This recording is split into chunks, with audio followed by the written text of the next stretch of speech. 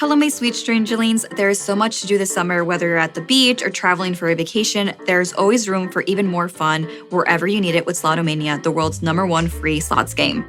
Slotomania is a unique gaming experience with really beautiful graphics, huge jackpots, and fun freebies. There are hundreds of original Vega-style and video slot machines, ready to play wherever you are. When your day is feeling stale, just ask, what will today spin? If you are 21 or older, you can join millions of players around the world. Download Slotomania, the #1 free slots game on the App Store or Google Play Store and get 1 million free coins. Hello, spooky friends. It's me, Blair Bathory, your horror host with the most, bringing you the scariest stories from around the world on the Something Scary podcast. I hope you're having a nice summer so far, wherever you may be. My favorite activity during these warm months is to go camping. Spending time with my friends under the moon and by a campfire is always a treat. Getting to tell scary stories in person is more fun. For now, get cozy in your own home because I have some more terrifying tales to share. We all do our best to count our blessings and be grateful for the abundance surrounding us. But it's much easier to obsess over the bad things and all that we lack. Life would be so much easier if there were a way to just get what we want. When people feel that desperate, they'll try anything to have it their way, even dabbling with the devil's magic.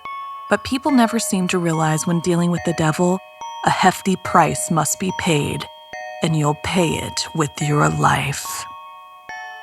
First, freshman year terrors, followed by the unforgivable deal, then shopping hell. Finally, in our featured story, Black Magic Backfires. I receive hundreds of creepy story submissions every single week, and of those, the scariest ones make it into our podcast, along with the story that we've chosen to animate and post over at youtube.com/snarled. If you have a tale you're dying to share, send me an email at somethingscary@snarled.com. If you'd like to support Something Scary, then consider joining our Patreon. As a patron, not only can you help the show and see ad-free episodes, but you can also be a part of the horror and hear your name featured in one of our podcast or weekly video stories. Visit patreon.com/snarled. So, wanna hear something scary? The devil's magic. College is a great way to make friends. However, not every friend is who they say they are. Like in this story, inspired by Carly. It was Layla's first week of college, and she had just met her new roommate, Claudia, who seemed warm, friendly, like her hometown of San Diego. This put Layla at ease because she was nervous she would get someone boring. This was her first time being away from her family, so she felt comfort in knowing that she at least had Claudia by her side. On her way to feminist studies class, she ran headfirst into the most beautiful woman she had ever seen. She had warm olive skin, beautiful curly black hair, and the most hypnotic brown dark eyes. Before Layla could say anything, the mysterious woman smiled and Layla felt dazed, as if time had stopped. Suddenly, the vision of beauty was gone and Layla was no longer at school, but in her bed. She didn't understand what had happened, but Claudia tried to reassure her that she had been sleeping this whole time and that she hadn't left the room. Layla was confused, as she could have sworn she went to class. Later that night, Claudia invited Layla to a party, even giving her a fancy red dress to wear. When Layla showed up, kegs were overflowing and people were dancing and swaying like they were in a trance. Despite feeling uncomfortable, Layla forced herself to dance, only to accidentally break the strap on Claudia's dress. Completely embarrassed, she ran to the bathroom. Thinking she was alone, Layla attempted to fix the dress, only to be interrupted by the same beautiful woman that she had sworn she ran into earlier that day. The woman smiled at her again, and Layla's face turned bright red. She had never been so wooed by anyone. The woman then introduced herself as Lily and helped Layla fix the strap on her dress. As Lily's hand touched the nape of her neck, Layla was overcome with strong visuals of blood. Terrified, she closed her eyes. When she opened them, she was no longer at a house party, but back in her bed with no memory of how she got there. When she looked at her legs, they were completely covered in blood. Freaked out, Layla tried to wash the blood off and called out to Claudia, but there was no answer. She went to the fridge to grab a drink, and when she opened the door, stuffed inside was Claudia's head. Her eyes were gouged out and her mouth was open, missing her tongue. Layla screamed in horror, questioning her own reality. Was this real, or was she still dreaming? She turned to grab her phone from the counter to call 911, but instead found a bloody knife. Scared that she somehow was responsible for Claudia's death, Layla panicked and threw some of her stuff in a bag, planning to run away. As she opened her front door, standing in front of her was Lily. Too wired to be taken in by her beauty this time, Layla tried to run past her, but when Lily grabbed her hand, time stopped. Lily whispered, "Come with me." Then everything went black. Moments later, Layla's eyes fluttered open, but instead of finding herself back in her bed, she was tied up in a tree in the middle of a forest. Layla was terrified, suddenly noticing Lily. She calmly walked up to Layla with a plate full of grapes. She slowly began to feed her and then painted her face with makeup before gagging her and thanking Layla for being their sacrifice. She was tied tightly, no chance of escape. As the sun set, various women emerged from behind the trees. They were all wearing white robes and holding chalices. Each one walked up to Layla, kissed her on the cheek, offering their thanks. They pricked her finger and collected the blood in their chalices. Lily started a fire in the middle of the circle, motioning for the women to sit down. As the ceremony began, the ground began to open up. Layla's eyes widened in shock as Claudia emerged from the earth. She was covered in blood and she had horns on her head. All the women turned and bowed to her, chanting the name Lilith. Layla reeled. Claudia wasn't from San Diego. She was a she-demon from hell, and this girl Lily was working for her. Layla struggled against the gag and ropes, but she was too weak. She could only watch as the girl she knew as Claudia walked towards Lily and slit her throat. She then went up to every other girl and did the same. Blood spewed everywhere, and as Claudia walked up to Layla, claws emerged from her fingers. She dragged them across Layla's cheek and licked the blood off her face. She then used her claws to draw blood from her own cheek and forced the bloody finger into Layla's mouth. Her body started to convulse and she passed out, only to wake up hand in hand with Claudia as they walked through the woods together. Have you ever had to trust someone so quickly, like when you got a new college roommate? Did it ever end in a terrible way? Tell us about your stories and send us an email at somethingscary@snarled.com.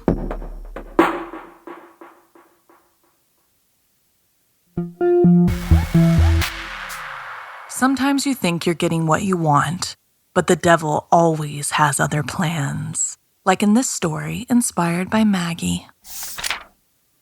In a small apartment in Shenzhen, China, lived Rose and her two children, 12-year-old Wang Li and 10-year-old Jean. Despite loving them very much, Rose had grown distant after the death of her husband, Boa. She was immersed in grief that had become debilitating. She told her children he had passed away from cancer, and every night she would pray in their bedroom saying how much she wanted him back. The kids longed for their father, but they weren't as devastated and broken as their mother. He had passed away when Jean was born and Wang Li was just a year old. They had no memories of him, unlike their mother. They did all they could do to comfort her, to help her move on, but nothing seemed to work. She just seemed to get worse and more depressed each day. Over time, Rose became so distant, she became neglectful. Wang Li ended up doing most of the housework, making meals for him and Jean. As for Rose, every day when she got home from work, she immediately went to the bathroom. She'd lock the door, refusing to come out even when her kids begged her. Sometimes, when Wang Li and Jean listened at her door, they'd swear they could hear her whispering something. It was only 8 p.m., and after a lot of strange noises, the kids stood by their mother's bedroom door. The room had been eerily silent for a few moments. The moonlight shone into the hallway window as they huddled together. They decided to go back to their rooms when suddenly they heard sobbing from the bedroom, pressing their ears against the cold wooden door to listen. Their mother seemed to be begging.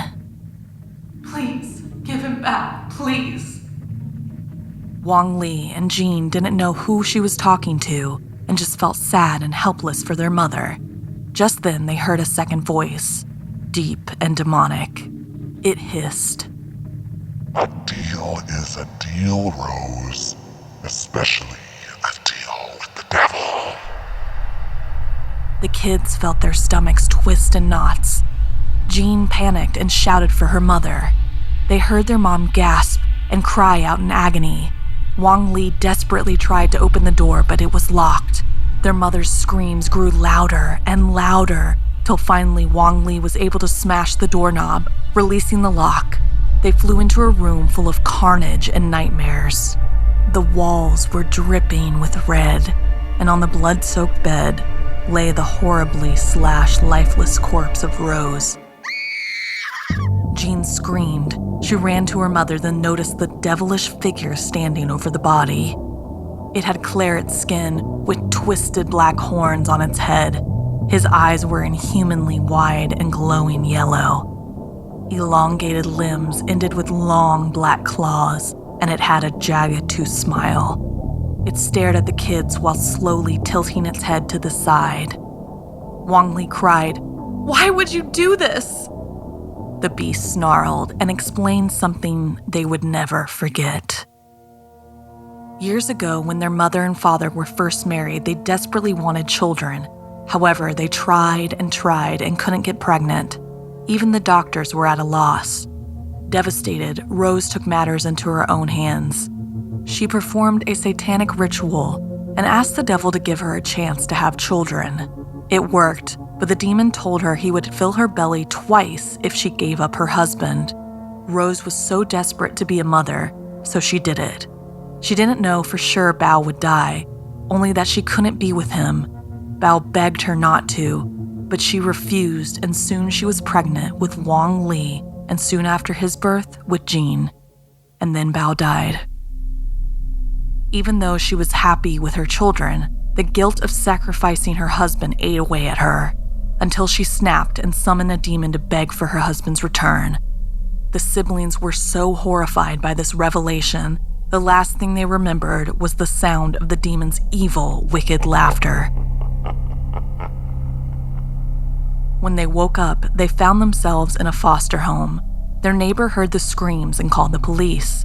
When they arrived, they found the kids passed out, clinging to Rose's dead body. That was 2 months ago. The children remain in the foster home. At first, their grief and lack of comprehension was all that mattered. The carers did their best to look after them. A few weeks later, their behavior changed. Though still subdued, instead of wallowing, they spent all day at the library, reading through books, researching on the internet, until they finally found what they were looking for. Now, in the middle of the night, they can be heard whispering to the devil. They're going to make a deal to bring back their mother, and they don't care who they have to sacrifice to seal it. Is there anything you want so much that you would make a deal with the devil for it? Is there anyone in your life that you've lost that you'd be willing to do anything for to get them back? I know that most of you love the thrill of great mysteries, and I do too, which is why I recently started playing June's Journey, and I have to say it's quite addicting. I love getting myself caught up in the whodunits. The way the game is played is really cool. You play as June Parker, an amateur detective, investigating a series of mysteries. It's set in the era of Sherlock Holmes, so it totally transports you to another world. The mysteries are so fun to figure out. There are twists and turns around every corner. You really have to put your powers of observation to the test to solve the case. There is always a new case waiting to be solved, with new chapters every week. If you love the unexplained like most of us do on Something Scary, you will also love solving a good mystery. Find your inner detective. Download June's Journey today. Available on Android and iOS mobile devices, as well as on PC through Facebook Games. Sometimes the most perfect object will appear in the most unlikely of places. But if something is too good to be true, then maybe the devil is in the detail, as in this story written by Janine Pipe. Jenna stared at the necklace in the window. She had been looking for an accessory for her quinceañera dress for months and had almost given up hope at finding something to perfectly accentuate her dress. It had to be just the right color and price, and sure enough, here it was. The store must be new since she had never seen anything in this part of the neighborhood before. There were no opening hours displayed, and she couldn't find anything listed on social media under the store name, Unfer. Just as she was about to turn away, she had heard a bell tinkle, and a woman appeared at the door. "Did you want to come inside and browse, dear?" the woman asked. Usually, Jenna was apprehensive of new people, new places, and would have returned later with her mom in tow. But something felt magnetic about the store, enticing, and she couldn't risk losing that necklace to another bargain hunter. Therefore, with a flutter of nerves, she entered the store and headed directly to the display case in the window. "That necklace," she declared boldly. "I want that necklace. Please?" The woman smiled knowingly as she retrieved the jewelry and placed it on the counter. Jenna whipped out the emergency-only credit card her dad had given her, not even considering for a moment if she should seek permission first. Her eyes widened as the woman handed the necklace over. Without hesitation, she put it on, relishing in the cool sensation of the metal on her neck, running her fingers over the unusual gem that would complement her dress just so. Just as she was leaving the store, she felt a stone-cold hand on her shoulder. She turned and the woman stood uncomfortably close. "You almost forgot your card," she said, handing it back to Jenna. "Please say hello to Mr. Durston on your way past." Jenna made her way home, feeling elated with her find and confused by the store owner's parting words. How did she know Jenna would pass the Durstons on her way home? She was equally surprised to find herself right outside their house. She could hear Mr. Durston in the backyard whistling. Next to the open garage door was a tank of weed killer, and on the other side of the path was the famous Durston roses, the same roses that beat out Jenna's mom every year. Before she knew what she was doing, she grabbed the weed killer and poured it all over the prize-winning plants and raced home. Later that evening, the family sat down for dinner. Jenna's sister was being particularly annoying, showing off a poster she'd made for a school project. When no one was looking, Jenna knocked the table with her knee, causing the large mug of black coffee their dad had been drinking to spill all over the homework. She didn't even feel guilty as she grabbed the paper towels to try and clean up the mess. Several other instances occurred over the next couple of days. Jenna would find herself in a situation where she was able to play a mean trick or cause someone harm. It had never been in her nature to even consider this type of behavior before, and it almost seemed as though she were somehow being compelled to make trouble. Things came to a head when she was crossing the busy road after school that day. As usual, there were several other students around, but Jenna found herself next to Lainey, the freshman who had beat her to the last place in the Scholastic Decathlon team. Before she knew what she was doing, Jenna shoved Lainey hard in the back, causing her to trip off the curb and straight into the path of the oncoming bus. It was pure luck that the driver rammed on the brakes as the girl facepalmed the pavement. As the crowd gathered, Jenna ran. This time, she ran back to Unfer. She couldn't understand what was happening or why. She was just a kind and placid person, not someone who would push classmates into oncoming traffic. And it all started right after she bought that necklace. But as she reached the store, she was dismayed to see it was shut, and not simply closed for the day, but looked as though it hadn't been open for years. The sign was gone, The window display, which had been so vibrant and inviting just a few days ago, was now empty. Just piles of dust and cobwebs, although even they were hard to make out through the filthy glass. It made absolutely no sense whatsoever. She decided to try the door just in case, surprised to find it open. The bustling environment was gone, no sign of it ever having been there. The building smelt damp and musty, disused, unlived in. She was about to leave when something caught her eye. Drawn in the dust of the floor was the mark of the devil. Next to it was a scrape of paper. It was the receipt for her necklace, and scribbled on the back were the words, Ian, FER, equals hell. We do not accept returns. Jenna didn't understand what had happened to the store, why it was now a ghost town instead of the dynamic environment just a few days before. But she did implicitly realize she had been duped. Perfect objects don't just appear. There is always more to it, and now she was paying the true price at the behest of a store owner from hell. Have you ever felt compelled to do something you wouldn't normally do? Did you feel as though something or someone was forcing you to do it? Hello, my sweet strangelings. There is so much to do this summer, whether you're at the beach or traveling for a vacation. There's always room for even more fun wherever you need it with Slotomania, the world's #1 free slots game. You'll have endless excitement at your fingertips with 170 free-to-play slot games, huge jackpots, an interactive community, and 1 million free coins. It's the perfect escape from your daily routine. Slotomania is a unique gaming experience with really beautiful graphics, huge jackpots, and fun freebies. And the rush you feel when you are winning a big jackpot is horrifyingly amazing. There are hundreds of original Vegas-style and video slot machines, ready to play wherever you are. It's like a Vegas vacation without the luggage. And by joining, you can interact with fellow players and form cooperative Slotto clans with new friends or enter electrifying live tournaments. When your day is feeling stale, just ask, what will today spin? If you are 21 or older, you can join millions of players around the world. Download Slotomania, the #1 free slots game on the App Store or Google Play Store and get 1 million free coins. That's Slotomania on the App Store or Google Play Store for 1 million free coins. Sometimes life can imitate art, but if it gets too close, things can go very wrong, as in this tale inspired by Mikaela and based on a true story.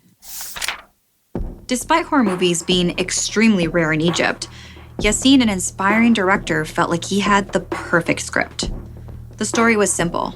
After the death of his only daughter, a grief-stricken doctor leaves his family home and moves into an old mansion only to experience some violent hauntings. So he calls a spiritualist to investigate. Yassine had cast a real-life spiritualist for the role who had expert knowledge of the paranormal. Saeed El-Husseini Al-Fayek was well known for specializing in black magic. Yassine encouraged him to act as he typically would during an investigation. When they were shooting the exorcism scene, the crew watched in awe as the spiritualist recited a powerful incantation. The spiritualist read Al-Tizar Al-Bar Hatya, written in an ancient language and needed to be chanted at a very specific pace. In addition, the precise pronunciation of each word was required in order to banish jinns. As Al-Fayek ended the monologue, the crew cheered. Less than 10 people in the world could perform it correctly, as it takes many years to master. Any small mistake could be catastrophic, since it was believed that no spirit could disobey a summoning incantation. Once performed, the words opened the door for the spirit realm, allowing entry to the human world.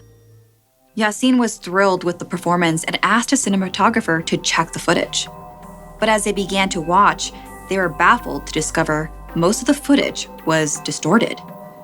When the scene with Al-Fayek's big moment began to play, the cameraman looked in horror. "Sir," he mumbled, "who are these people?" His fingers shook as he pointed towards the screen. Yassine stared at the screen in disbelief. There were shadows of people in the footage who had not been on the set.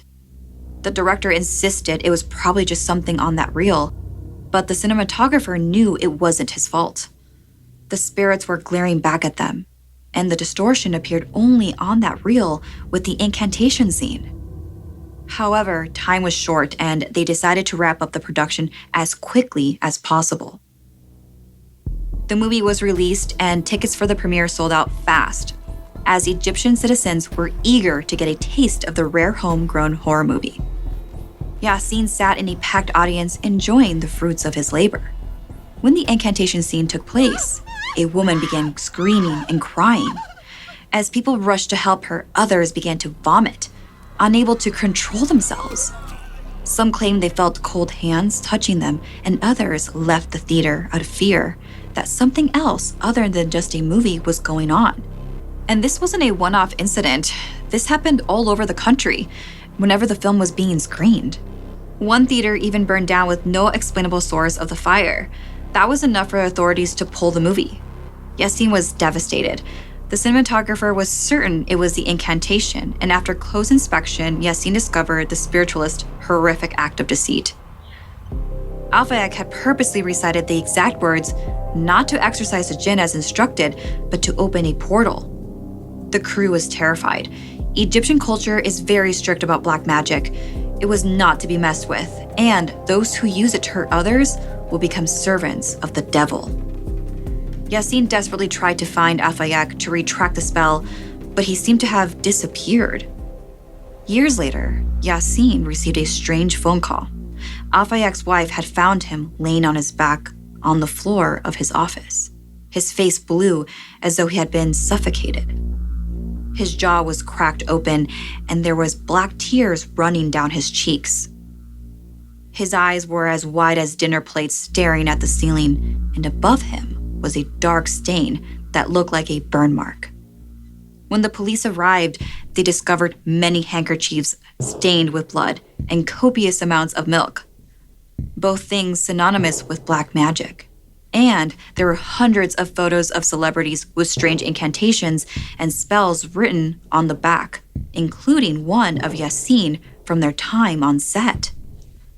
There was no logical explanation for his death. His autopsy showed no signs of physical trauma, poisoning, or even cardiac arrest. The case was closed quickly. No one wanted to return to the scene. It seemed Al-Fayek had truly become a servant of the devil, seduced by riches and infamy.